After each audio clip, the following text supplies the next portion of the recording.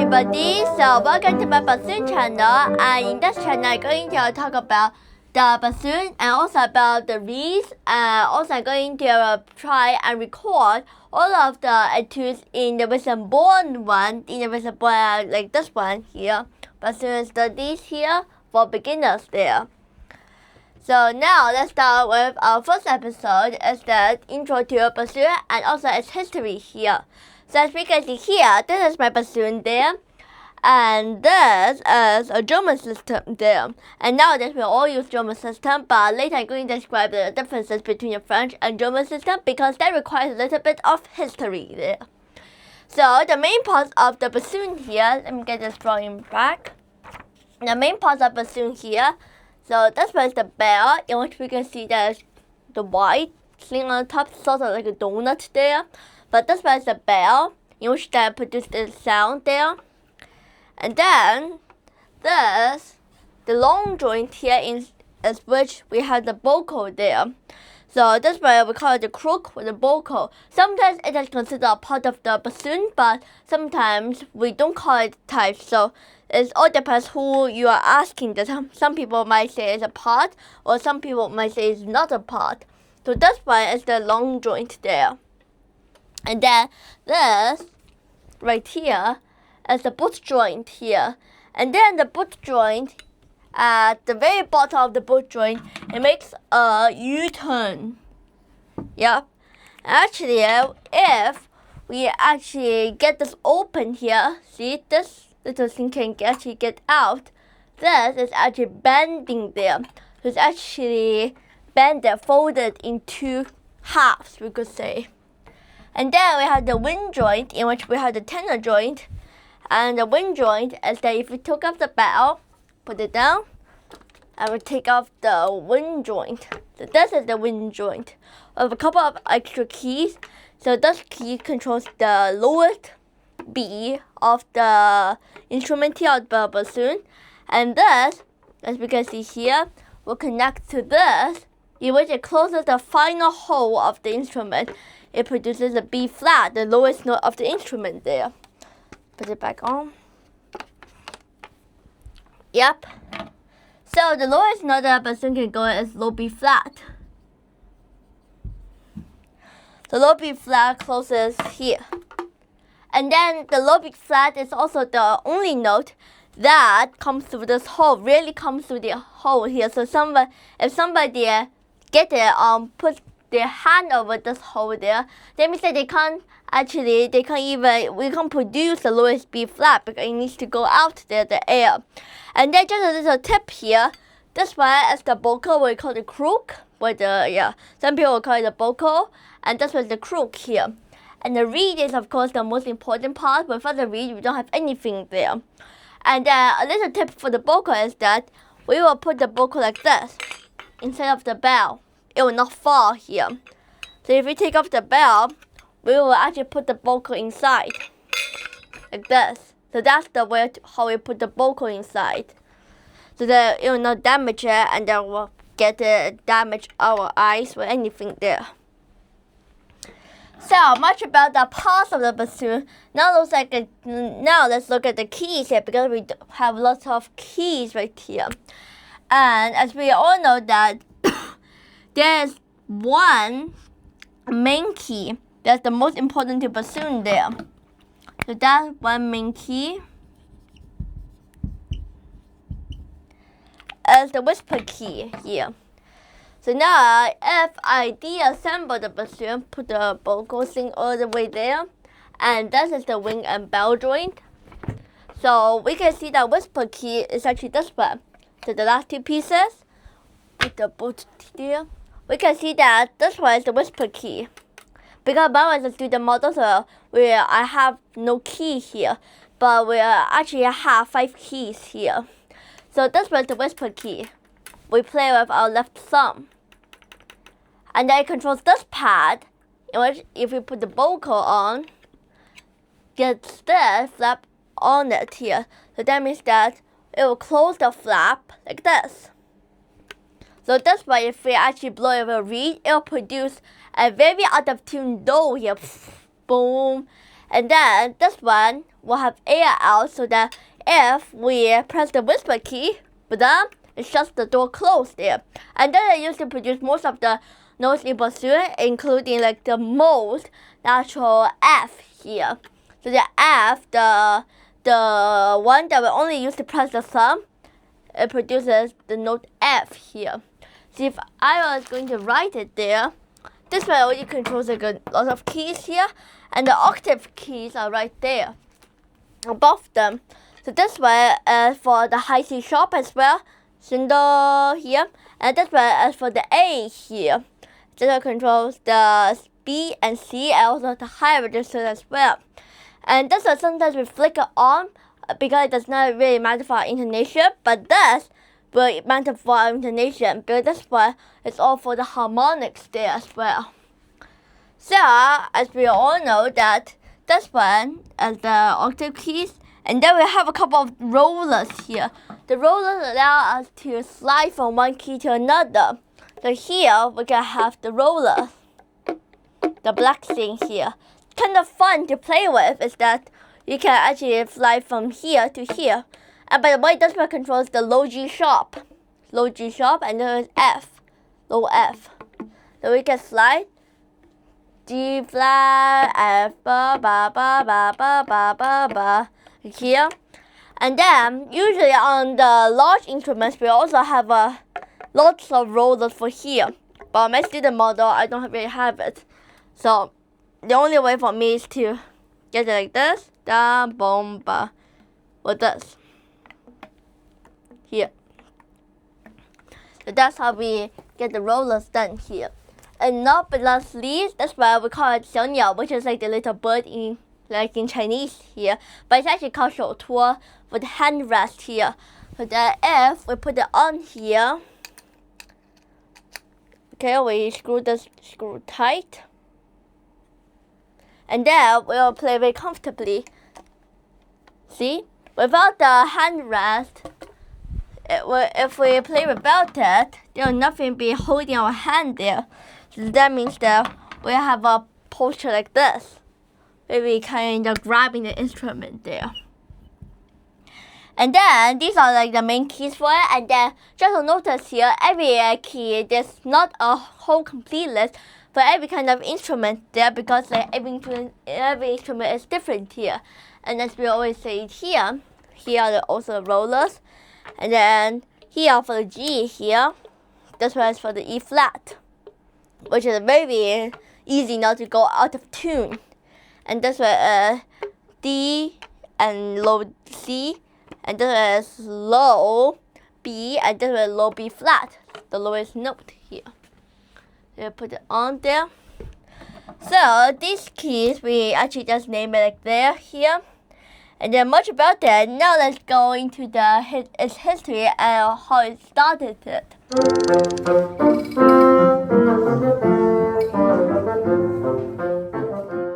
So it all starts from this picture. So this picture is the dulcian here. Now this one is a dulcian in which the instrument that the bassoon based on. I have the dulcian in different types of sizes there. So this one is in the 1500s. So this one already have a double reed. I have a folding pipe tube here. So this one is two wooden things here, and then it's going to have a S bend, U bend. It already have this kind of shape though, so it laid the foundation for the bassoon there. So this was for the 1500s, and then for the 1600s, the makers in France, like somewhere in France, they said that they should redesign it into a bassoon. And here's something very important: what is called upgrade and what is called redesign here. Actually, redesign and upgrading is two different things here. If we upgrade something or make it something better, but without changing its basis. But if we redesign it, we take apart everything and then we make it into something new there. Not exactly something new, but something that is based on, but has shared not a lot of like compartments there. So this one is the in which that they redesigned it there, redesigned the bassoon. into a bassoon, and that's why it's in the 1600s there. We don't have the instrument from that then, and we don't have any pictures from that then. But we do have is that from the 1600 to 1800, and from the Baroque to the classical age there. So that if nowadays we have the Vivaldi and the jazz bar that we play like normally there. So now as we can see here, in the 1600 to the 1800 for the Baroque and classical age here, in which we have Vivaldi that we play almost every day there. And then we also have jazz bar. Even jazz bar wrote for a bassoon there. And he just wrote it for the bass line of his secret cantatas there. We can see the word fagot there. And by the way, trivia time is that fagot, the Italian name for bassoon, means a bundle of sticks. And why is that name? Is that obviously it is just a bundle of sticks because we have two sticks, obviously. Like we have two wooden pipes and then the U-turn at the bottom there. So the jazz bar and Vivaldi all wrote there. In fact, Vivaldi wrote 39 concertos featuring the bassoon. No, 39 like this. Yep. So now, before that, 1600 to 1800, it's mostly used as background for playing the bass line because if we all know, if we get it to there, here, in the early days, we have this kind of secret cantatas or something, or this kind of chants there. And then we will have the soprano, the tenor, the alto, and then the bass there. Some of this kind of registration were this kind of things that usually a band was kind of ensemble in that day will actually play it there. So the bass line was given to the fagot for the lowest range of the instrument at that time there. So at that time there was a new bassoon or fagot there. So we just actually put the fagot into the secret cantatas to the bass line there. And then to the 1600, 1800 there, then they started to say that, hey, the composer started to realize that, hey, this instrument cannot only be used for like this kind of background things and for like the bass line there. It can also be used for some solo pieces. So of course, they made it into some solo pieces with some concertos here. And then in the 1800s, that's where the problem actually became there because nowadays, in the early days, the bassoon, or we call fagot, has a ton of problems. And why do I say a ton? Because that's really a lot of problems. So first of all, we have a problem with the intonation because if I put up an image of the early bassoon there, and by the way, I have an image of the deuxième here. So this one is the deuxième. Some, but very rare, we still have the deuxième available there. So this one is in the Baroque bassoon there. So we can see that there's so few of the keys there. Not like our modern one that has a lot of the keys there. So in the early days, the Baroque bassoon has not that much keys, but a lot of holes there. So it makes problem for intonation to become stable, and also the octave like da ba, si si do do. This kind of octaves will not become stable there. So that's why when composer realized they need something upgrading or something that needed intonation, precise of them there, and much easier to play. Because after all, if you cover all of these holes by your finger, it's going to be sucking your fingers in. Sort of like if you go bowling here, then your hand is going to be sucked into the hole. And to fix that, in this major upgrade, they have actually made the hole diagonally here, so that when the air goes through, your fingers will not be sucked into the hole, leading to a slow response to where you want to play the notes there. And then also they added more keys here. And in fact, here, one of them here, after this major upgrade here. And here is when the French bassoon and the German bassoon actually appeared there. So the French bassoon is actually, no, let's talk about the French German bassoon first and how they appeared. Because at this age, at this major development, there's two names that are very important to us. One is they call Alexander, and the other one is the Johann Adam Heckel, the very great Heckel company that we used to buy bassoons nowadays as well, the same Heckel here. So these two proposed a lot of innovation and upgrades to it there. So they were in Germany, so they started to redesign and upgrade the bassoon there. Meanwhile, in France, they have their own thing, they have their own decision. So in France, what they decided to do is that because they like the kind of light or this kind of tone of the enthusiasm of its ancestor or this kind of Baroque bassoons nowadays here, then they decided that they should not redesign but just add some tweaks there. So while Germany was going full blown out design with a lot of keys there, France still kept the buckle small, the bell joint small, and also they kept the holes small as well. And because we have these two holes, the space between these two holes are also smaller there. So that's for France there, in which they have.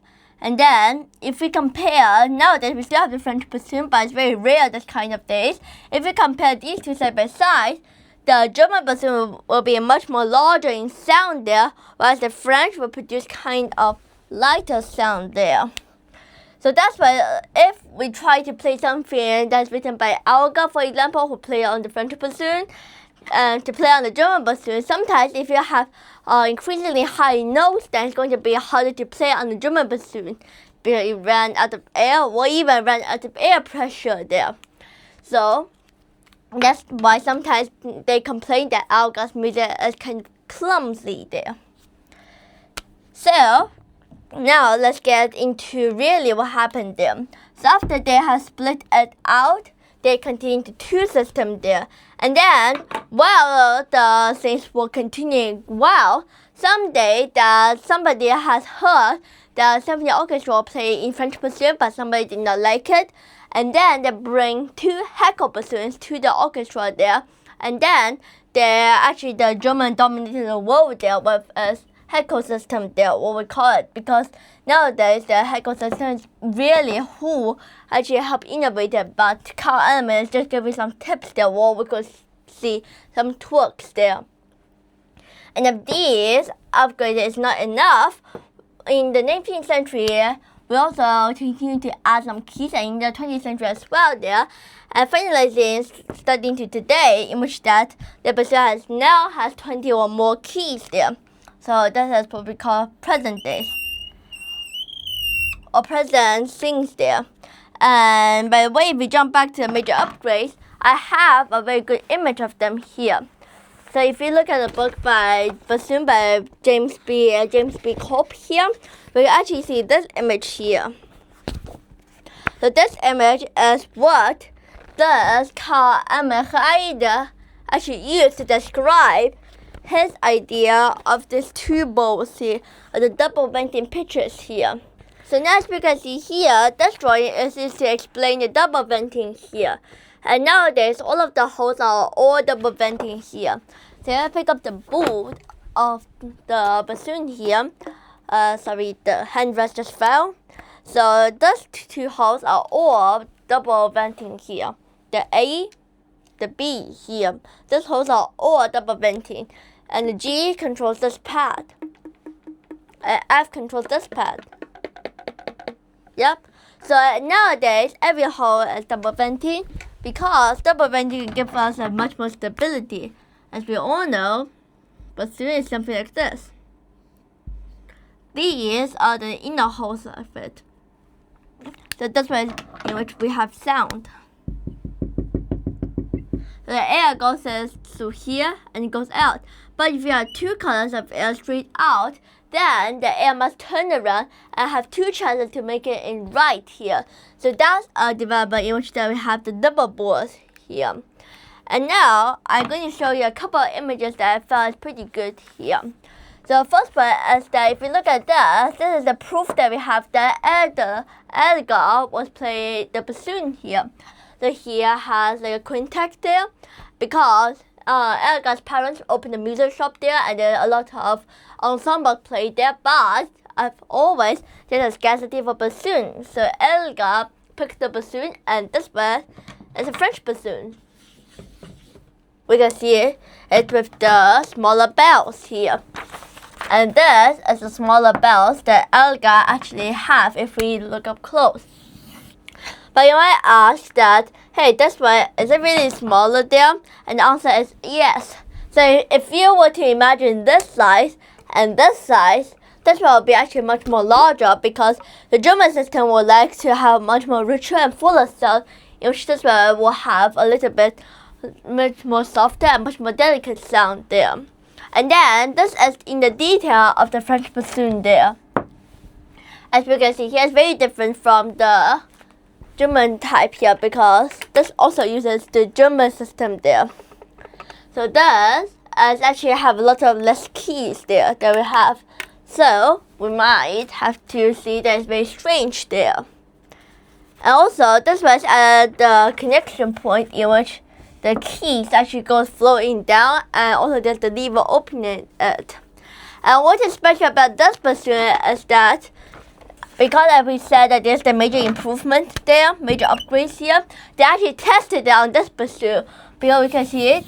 There's a hole there, but they actually covered it up because they thought that it wasn't very good. So that's why they're finding like a new C sharp, because like C sharp is a very like high note there. So they're trying to find it, but obviously they need to cover it up because they thought that it was not a very good place. And there's another one here in which they tested it again. So here is where they put a hole, but they saw that it's not very good, so they covered it up again. So that's also another hole in which we have on this bassoon for like this kind of testing there. And those are the finger holes there. So as we can see here, now the finger holes are already diagonal here. Da, ba, ba. So now our finger will not like suck inside like a vacuum there. And these are the keys there. So the keys are very different from the German bassoon indeed there.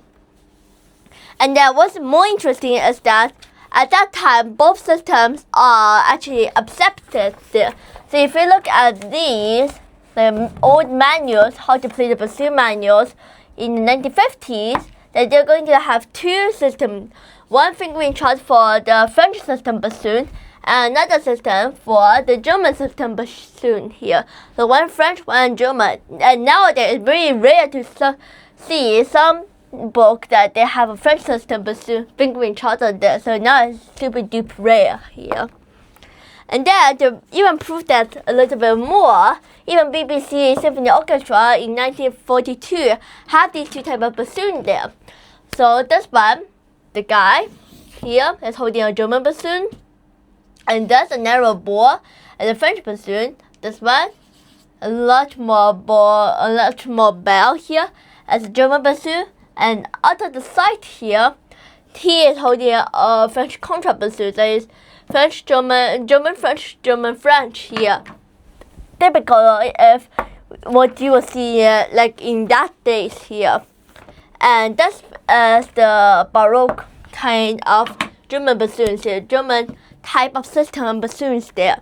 Because at that time, we don't have that much keys there at the Baroque times. So in the Baroque time, they didn't even need to go that high. So these are already sufficient for them. It wasn't until today, like of past few years, or onto the major upgrades there, that they actually have more keys and add a lot of them there. So that's what we are usually used to seeing them.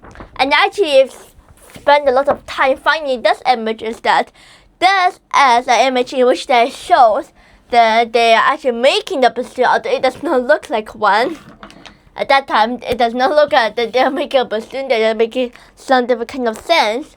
But they are actually making the bassoon, what we call doozy at that time. It's not very clear what it's making, but it's making, either it's making the bassoon ancestor, or it's making the bassoon itself there.